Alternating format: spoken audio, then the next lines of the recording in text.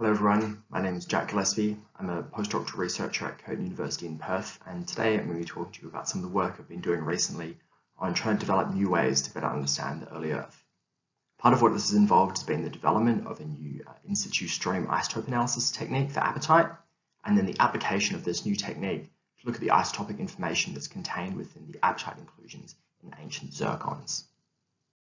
So when we're thinking about the Earth's early crust, the questions that are typically asked are, what's it made of and when did it form?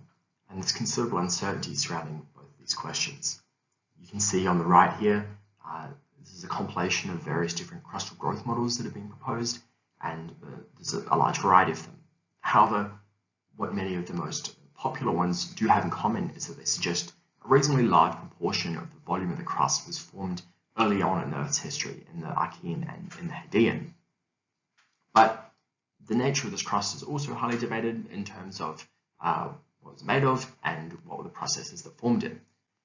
This is because it's very challenging to understand the early Earth and to study it because so little of it remains. And what does remain has nearly inevitably been heavily modified by later geological processes.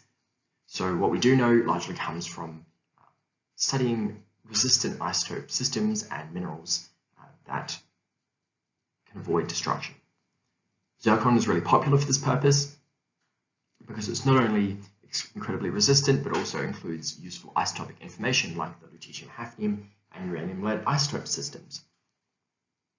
So here's an example of how they can be used, where you look at the hafnium isotope composition of the zircon, which is sensitive to the differentiation of crust from the mantle because it's partitioning behavior during the mantle melting, which means that you get the development of complementary crustal and mantle reservoirs, and by looking at the hafnium isotope composition of zircon, you can try and understand what was involved in the genesis of the rock that it's from. However, one of the limitations of the lutetium-hafnium system is that the lutetium-hafnium ratio of rocks in the crust are weakly correlated with its SiO2 contents because their partitioning behavior during intracrustal differentiation is not particularly strong or consistent. Which means that while hafnium isotopes are very useful for understanding the contribution of juvenile and evolved material to melts, they're not very sensitive to the nature of the crust that was involved. On the other hand, the rubidium-strontium system and the rubidium-strontium ratio of crustal rocks is strongly correlated with SiO2, and it's like a measure of crustal differentiation.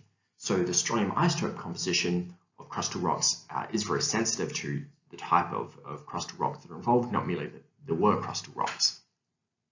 So these two systems have really complementary behavior, which means that if we combine them together, we can get an idea of both the juvenile and the evolved parts of the system. Unfortunately, rubidium and strontium are really mobile in the crust, which means that in ancient rocks, they are inevitably reset and don't record the primary signals that we're interested in. One of the ways that we can try and overcome this is by looking at the strontium isotope composition of phases that are armored in more resistant phases like zircon. And apatite's really great for this, not only because it's the most common inclusion that's found in magmatic zircons, but also because of several aspects of its chemical behavior. So apatite is a calcium phosphate mineral that allows a wide range of trace element substitutions, including strontium, which is pretty useful if we're trying to understand the strontium isotope composition. Another one of its big advantages is that it excludes rubidium, which is the parent for radiogenic strontium, so we don't have to worry about radiogenic input. The isotope ratio of the apatite is the initial isotope ratio of the rock when it crystallizes. However, there are some challenges that come with trying to analyze the strontium isotope composition of apatite. So in order to access this information, to combine it with the uranium lead and the hafnium isotopes from the zircon, we need to develop a new technique to do this. So the analytical requirements of this technique are that we need a really small beam diameter because apatite inclusions in zircon are, typically very small. You can see here's one, the lovely hexagonal shape that's maybe 15 or 20 micron in diameter. We also have some pretty severe isobaric interferences that we need to overcome. These are both from calcium dimers, it's a calcium phosphate, so they're pretty major, but also the incorporation of rare earths when they're doubly charged overlap and cause isobaric interferences on our strontium isotopes. So to overcome both of these, we used secondary ion mass spectrometry with high mass resolution and high sensitivity, meaning that we can exclude the rare earths by increasing the mass resolution. We can have a small beam diameter, and we can overcome the calcium diamond interferences using a peak stripping algorithm. In the interest of time, I won't go too much more into this, but you can read about it in our recently published paper in Chemical Geology. So we've developed a new technique to analyze the strontium isotope composition, and now we can apply it.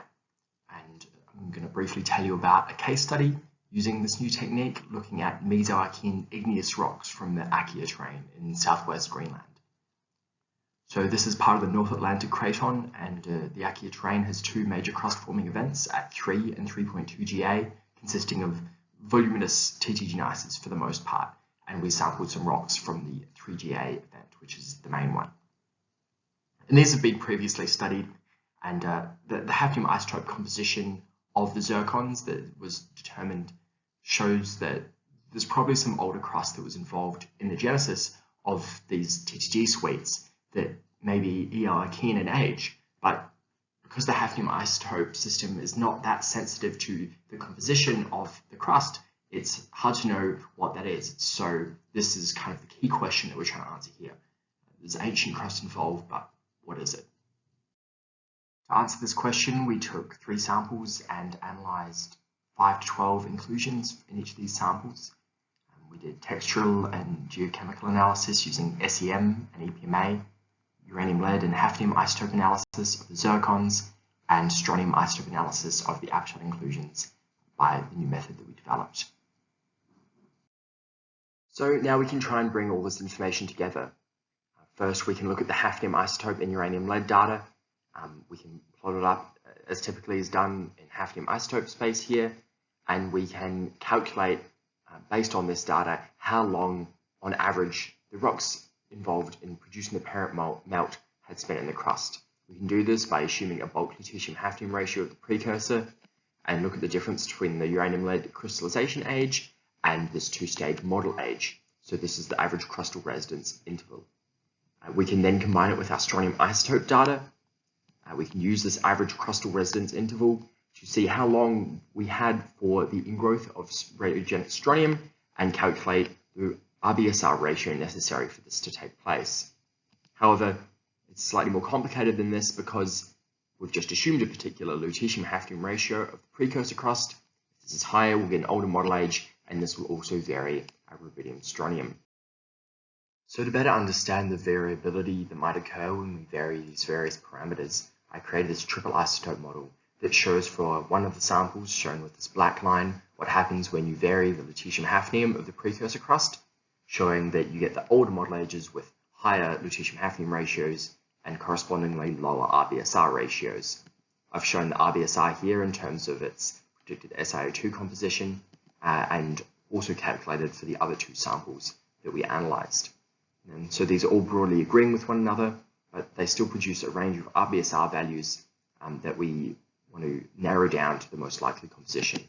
I did this by comparing it to the average SiO2 versus lutetium hafnium ratios of igneous rocks in the crust, and we can see that the 2 fields overlap here, the modelled and compilation values, showing that the precursor crust most likely had an intermediate to felsic composition, and the 3.3 GA model age suggests, as previous data does, a mixing between an older component and the younger, more juvenile component. But what we can say from our new data is that not only was there an older component involved, but it was most likely of intermediate to felsic composition, and perhaps that this was similar to known more ancient gneisses further to the south in the North Atlantic craton, including the Itzhak gneiss complex and other ancient gneisses like this. So in conclusion, we developed a new analytical method to access this strontium isotope information. I've just shown you a new framework for investigating these questions by triple isotope modelling, and in the future what we're going to do is apply this approach to ancient rocks across the world to better understand the nature of the precursor crust in the early Earth. Thank you for listening.